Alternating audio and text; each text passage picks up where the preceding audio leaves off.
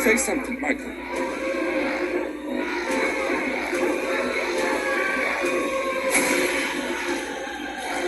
Say something! Happy Halloween, Michael. Halloween, rated R. Every time you want the weekend to start on Thursday, a Corona gets its line. Every time you want a New York minute to slow down. Every time you don't want a night to end. Every time all you want is this. And every time you can't think of a single thing you need, a Corona gets its line. I think that I should warn you. There's something about to change. We're standing at the border where history is made. It's about to get crazy.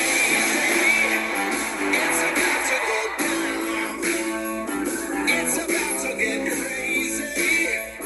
It's gonna be loud. This is amazing. Today's day song.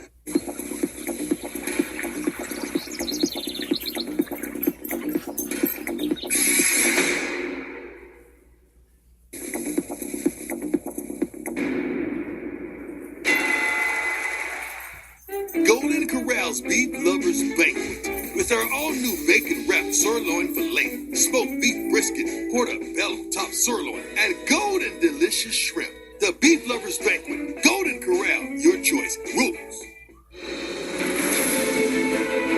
In the steel industry, we dedicate our careers to supporting this country, making products to build infrastructure and skylines, creating jobs, supporting families. And when domestic materials are used, the money stays in our communities. That's what really matters. These people, these places, that's worth supporting. Emerge restored, replenished, fortified. Emerge every day with Emergen-C, packed with B vitamins, electrolytes, antioxidants, plus more vitamin C than 10 oranges. Why not feel this good every day? Emerge and C. Saturday, it's a battle of the unbeatens for the WBO welterweight world title. As top pound-for-pound fighter Terrence Crawford is ready for the challenge from one of boxing's best prospects, Crawford Benavidez Jr., Saturday at 10:30 on ESPN. Get up with us tomorrow morning here on ESPN. Mark Teixeira will be back breaking down Red Sox-Yankees Game 4. Plus, with all the drama surrounding the Giants, how a win on Thursday could save their season. And Paul Feinbaum on how two SEC teams could knock Notre Dame out of the Final Four. The good thing around today is it's one game. And as awful of a night as it was for us, we got to turn the page, and tomorrow's obviously do or die. Yankees season on the brink tonight in the Bronx, and Laura has a theory. Okay, here's the thing. You guys made fun of me yesterday when I said that Aaron Judge playing New York in Fenway was trolling and it was inappropriate. I didn't like it, okay? And you guys told me I was a grandma for saying that and that I had turned 80 instead of 30. But I would just like to point out that the baseball gods frown on you when you do things like this. And I think that the reason why the Yankees lost so bad was because Aaron Judge trolled the Red Sox. I completely agree. And we kind of had a theory, like, do not celebrate a series win until you actually win the series. And so, Laura, I'm on your side on this. Thank you. Wow. Thank you. Baseball people over here. Wow. There's astute analysis for you. Very quickly. Jalen, give me the mentality. You've played in series sports before. You get blown out one night. How do you come back the next night? So you purchase a book. Each chapter is different. You buy somebody's album. Each song is different, though it's the same artist. That's how you have to approach each game. Whatever happened in the first couple of games are irrelevant when you go into the next game. What's the key tonight? The key is CC Sabathia. If he can get out to a good start, let those Yankees bats relax a little bit, get a few runs early, and then hand it off to the bullpen, the Yankees are fine. That is how they've won games all year long. Do the Red Sox managers, do they need to win tonight? Obviously, it's a different scenario. They have the one-game cushion. No, they're going to manage the game like it's a more traditional game and leave it to the bullpen late in the game. Best of five. Whoever wins Game 3 when it's tied 1-1 goes on to win 72% of the time. Could have looked at that. Tex will be back tomorrow. Enjoy the game tonight. First Take is next. Coming Coming up on today's show, Drew Brees is now the NFL's all-time leader in passing yards. But is he one of the 5 greatest quarterbacks to ever play the game? Plus, my Yankees are on the brink of elimination. But are they just getting started? And I'll tell you who the top 5 teams in the NFL are right now.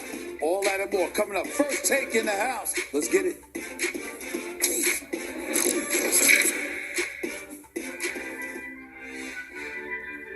Drops back, looks to the far sideline, wide open. Trey Smith is going to go to the end zone.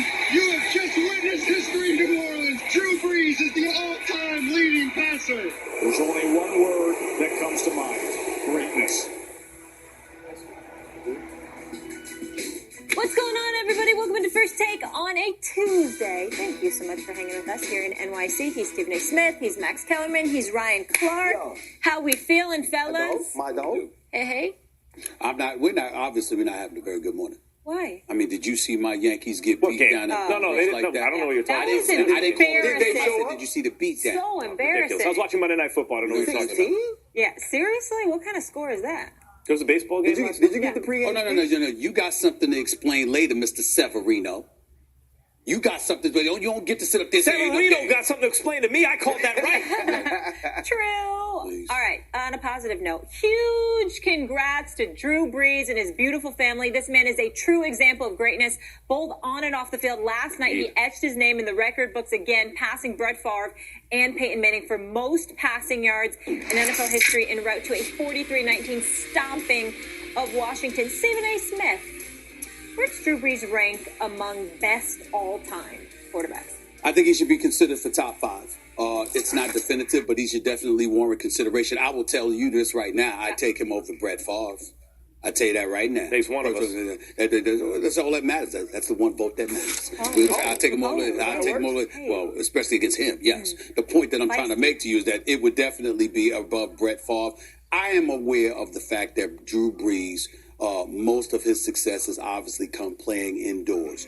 But when you consider the laudables that are attached to him, reading through his progressions, understanding the game of football, the high intellect, him being undersized, the pinpoint passes, most of the time standing in the pocket, being immobile, not being somebody that can make plays with his legs. When you consider all of those things, the reality is that just like he plays indoors, well, guess what? So do the defensive players that go after him. They're indoors. They're not impeded by inclement weather. They have the freedom and the conditions, the ideal conditions to go after him with the level of fervor they're capable of doing. And yet somehow, some way, this guy religiously completes over 67% of his passes, sometimes in excess of 70% of his passes. He's had several 5,000-yard seasons, religiously throws for over 4,000 yards. And let's keep in mind that he's been quarterbacking for a New Orleans Saints team that Sean Payton, for all of his greatness as an offensive mind, it's very rare that he's given Drew Brees a defense to rely upon. Last year, we praised New Orleans religiously because for the first time in a while, we had seen Drew Brees and the Saints offense with an actual defense to rely upon. Now, the reason I don't get on Sean Payton nearly enough is because, let's say, for example, in Pittsburgh, where we're complaining about the secondary. Well, you got Mike Tomlin that has a defensive background as a defensive coordinator, as a defensive back coach. So when you have problems on the defensive end of the floor or defensive side of the field, it's a problem because it doesn't vibe with what your signature is. In the case of Sean Payton, he was an offensive mind, and religiously with Drew Brees as his quarterback, they've been one of the elite offensive teams in the game. So I look at it, and I don't get on him about that, but they need a defense. But Drew Brees has carried this franchise on his shoulders for more than a decade. And when you consider that, and his numbers now, the all-time leading passer in NFL history, and you consider the percentages, I think that you have to look at him as one of the top 5 quarterbacks of all time. He's not top 5. I don't think he's in the conversation for top 5. He's in the conversation for top 10. And let me start by saying, congratulations, Drew Brees. I love Drew Brees like everyone loves Drew Brees. And you hate to do this segment the day after he sets the record, right? Absolutely. Because you don't want to be negative when a guy has this is a moment for congratulations. But if we're talking about ranking, guys, I know he's a great guy. Like, if you got to run somewhere, leave your kids somewhere, you'd be like, hey, Drew, can you watch my kid? He's that kind of guy. But is he a top 5 quarterback? Even top 10? Look, here are guys who are clearly better than Drew Brees, or greater. Tom Brady, who played in the same era and was better, clearly. Peyton Manning, same thing. Aaron Rodgers, same thing. These are contemporaries of Drew Brees. Nowhere on earth do you find a single person say Drew Brees better than those guys. That's 3 right there. And in the previous era, Joe Montana, 5 championships. He was the best. He competed against Dan Marino, who was considered the most talented passer of all time. John Elway, 2-time Super Bowl champ. And Brett Favre. You say not Brett Favre. Brett Favre, the way you think about Patrick Mahomes now, when you see that, you go, that's just different. Brett Favre is one of those all-time talents who was mistakenly called for a while the greatest quarterback ever. He never was. But he was among the greatest talents and certainly a top 10 quarterback. Those 7 are in. That's over. Now you got 3 more slots. Don't say Brett Favre is over. It's over. It's not over. Troy Aikman, who, by the way, was a very accurate passer with 3 Super Bowl championships, and like Drew Brees, usually considered the 2nd or 3rd, something like that, best quarterback of his era. Jim Kelly, same sort of thing. I forget about Otto Graham and Johnny Unitas pre-Super Bowl era. I'm just talking about Super Bowl era. Drew Brees may be in the top 10, maybe not. Certainly not top 5. The fact that he got all the passing records has to do with the fact that he's an all-time great quarterback playing in a passing era. He's stayed healthy. He's had an offensive coach, and he's played in the dome. Those factors combined with a great quarterback to give him all the records. Not give him. He didn't get anything. He took all those records. Good for him. But in the previous era, he was number 3 behind Brady and Peyton. And in this era, he's number 3 behind Brady and Rodgers. And so when you're the 3rd best of your era, there are enough eras all time. You may not be top 10. Maybe you are. Maybe you're not. The fact that he's had a long enough career, if push came to shove, I'd say, yeah, Drew Brees is top 10, right around 9 or 10. I think you missed Warren Moon. Yeah, he's in there. In that discussion, because here's how we rate or rank quarterbacks. 1, Super Bowls, right? How good were your teams? How many rings, how many championships do you have? Drew Brees only has 1. He only went to 1. The other thing is measurables. The other thing is talent, right? The reason we talk about Aaron Rodgers the way we do is not because he's won a ton of Super Bowls or his team has a ton of Super Bowl rings. It's the way it looks. It's the way it comes off of his hand. It's the feeling that he gives us when we watch him play. Drew Brees doesn't do that. Though Drew Brees is deadly accurate, he doesn't have measurables that are off the charts. When you look at Drew Brees, you sometimes feel like, you know what? I know people that look like that. The dude that does my accounting, the dude that does my taxes looks like Drew Brees. When we see Aaron Rodgers, when we see Patrick Mahomes, those dudes look different. And I do believe that Drew Brees deserves to be... Drew Brees looks like the guy that does your accounting, but Aaron Rodgers looks different?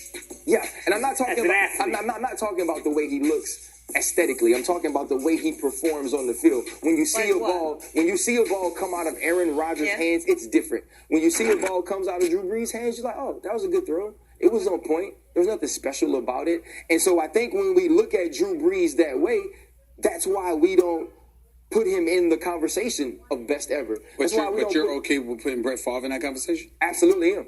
Because Brett Favre was that type of talent. Brett Favre was that type of energy bringer. Now, I do think Drew Brees is one of the best players to never win an MVP. You also have to realize Drew Brees has only been first team All-Pro 1 time. What does that tell you? And that was in 2006. And so in trying to rank Drew Brees with the greatest of all time, with the people that scare you the most, Drew Brees doesn't rank in the top 5 of those. And when we try to put him in the top 10, we have to now quantify durability, longevity, right? The ability to amass passing yards with a coach who can scheme, who can diagram and put you in positions to succeed. And through Drew Brees' hard work, his dedication, his study habits, he's been able to master that system. Right.